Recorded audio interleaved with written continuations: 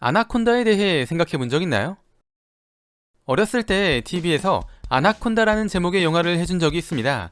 말도 안 되게 커다란 아나콘다라는 뱀이 나와 사람을 통째로 잡아먹는 그런 끔찍한 내용의 영화였죠. 영화 속에 등장하는 아나콘다는 굉장히 빠르게 움직이며 사람을 사냥하고 순식간에 소화시켜버립니다. 아나콘다는 남아메리카에 주로 서식하는 실제로도 존재하는 뱀입니다. 게다가 사람을 먹을 수 있을 정도의 충분한 크기를 가지고 있습니다. 그렇다면 영화가 아니라 현실에서 아나콘다에게 먹히면 어떻게 될까요? 어린 왕자라는 동화책에는 코끼리를 삼킨 보아뱀이라는 뱀이 등장합니다. 보아뱀은 최대 4m까지 자랄 수 있는 뱀으로 실제로는 코끼리는커녕 사람도 삼키지 못합니다.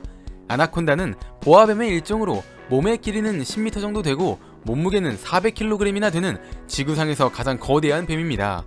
아나콘다라는 이름은 아나이콘드라에서 따온 것으로 코끼리를 먹는 이라는 뜻을 가지고 있습니다. 하지만 아나콘다 역시 코끼리는 먹지 못합니다. 아나콘다는 물고기나 새, 카피바라를 주로 먹습니다.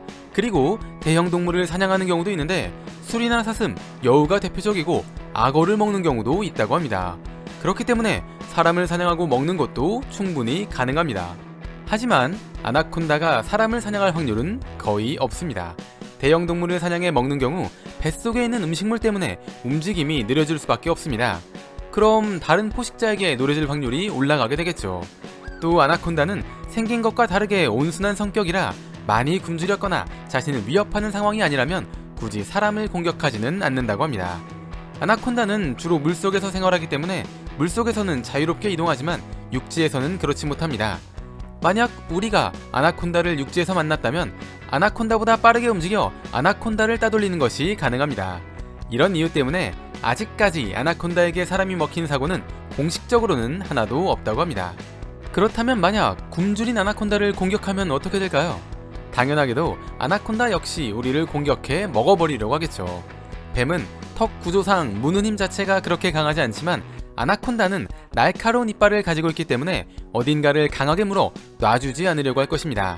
그리고 재빠르게 움직여 뙬리를 트는데 이것은 자신을 공격하거나 움직이는 것을 막기 위함입니다. 이때 아나콘다가 쥐는 힘은 4톤 정도로 코끼리가 밟는 것과 비슷한 힘이라고 말하곤 하지만 이것은 과장된 것으로 4톤까지는 아니지만 그래도 강한 힘을 가지고 있을 것으로 추측하고 있습니다. 아나콘다는 독이 없기 때문에 먹이를 꽉 조여 숨을 쉬지 못하게 만들거나 피의 흐름을 차단시켜 상대를 죽이거나 기절시킵니다. 그리고 입을 크게 벌려 사람을 통째로 삼킬 것입니다. 큰 먹이를 삼킬 때는 많은 침이 필요하기 때문에 침샘에서 평소보다 더 많은 침이 나오게 될 것이고 우리는 이것에 끈적하게 적셔지게 되겠죠. 아나콘다 몸속으로 들어가면 내부에 있는 근육이 수축과 이완을 반복해 우리를 더 깊은 곳으로 밀어 넣을 것입니다. 아나콘다의 근육 움직임이 멈추면 우리가 위에 도착했다는 뜻입니다. 만약 이때 깨어날 수 있다면 아나콘다가 움직이고 있는 것을 느낄 수 있을 것입니다.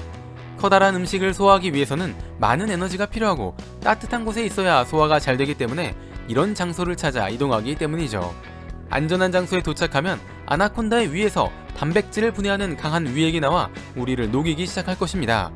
우리는 통째로 삼켜졌기 때문에 완전히 소화되는데 오랜 시간이 걸릴 것입니다. 몇 주 혹은 한 달 이상이 걸릴 수도 있습니다.